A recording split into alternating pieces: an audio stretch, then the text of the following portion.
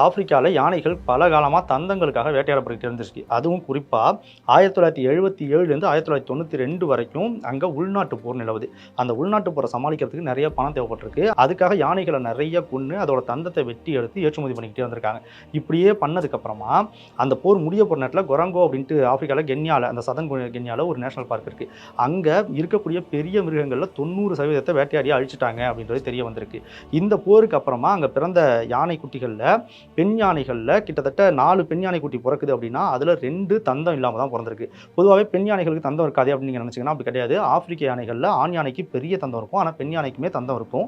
ஆனா அங்க இந்த போருக்கு அப்புறமா பிறந்ததுல பெண் யானைகள்ல 4ல 2 தந்தம் இல்லாம பிறந்திருக்கு. அதே மாதிரி வயது வந்த பெரிய யானைகள்ல 200 இருக்குன்னா அதுல 51% யானைகளுக்கு தந்தம் இல்லாம தான் இருக்கு அப்படின்றது தெரிய வந்திருக்கு.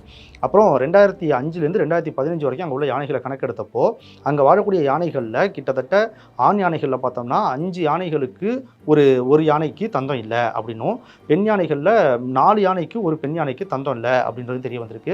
இந்த போருக்கு அப்புறம் யானைகள் கொஞ்சம் கொஞ்சமா அதோட தந்தத்தை இழந்தும் தந்தம் இல்லாமலும் பிறக்க ஆரம்பிச்சிருக்கு அப்படின்றத உறுதிப்படுத்துறாங்க. இப்போ உங்களுக்கு ஒரு சந்தேகம் வரலாம்.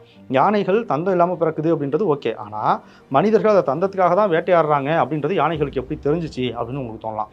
யானைகளுமே நம்மள மாதிரி சமூகமா வாழக்கூடிய ஒரு விலங்குகள் தான். அதுல ஒரு 5லேருந்து 10, 20 அந்த கூட்டத்துல எத்தனை யானைகள் வேணாலும் இருக்கும். அந்த கூட்டத்தை ஒரு பெண் யானை தான் தலைமை தாங்கி நடத்தி கொண்டு போகும். இப்போ இதுங்க நடந்து போயிட்டு இருக்கும்போது எங்காவது வழியில் ஒரு யானை இறந்து கிடக்கிறத பார்த்துச்சுன்னா, அது இயற்கையான முறையிலோ யாரோ கொன்னோ இறந்து கிடந்துச்சுன்னா, அந்த யானைக்கு பக்கத்தில் மற்ற யானைகள் எல்லாம் போய் நின்று அதோட எலும்பை எடுத்து அதோட மேலெல்லாம் எடுத்து தடவிக்கிட்டு கொஞ்சம் நேரம் அஞ்சலி செலுத்தும், அழுகும். நம்மள மாதிரி தான் அழுகும் அப்படின்றத உறுதிப்படுத்தியிருக்காங்க. இப்படி பண்ணும்போது அந்த யானைகள் தொடர்ச்சியாக இந்த மாதிரி மனிதர்களால் கொல்லப்பட்டு இறந்த யானைகளோட உடல்லாம் பார்க்கும்போது அதில் கடந்த எலும்பு துண்டுகளில் மற்ற எல்லாமே இருந்திருக்கு. ஆனால் தந்தம் மட்டும் அறுத்து எடுக்கப்பட்டிருக்குன்றது காலப்போக்கில் அது மூளையில் கொஞ்சம் கொஞ்சமாக பதிவாகிக்கிட்டே இருந்திருக்கு.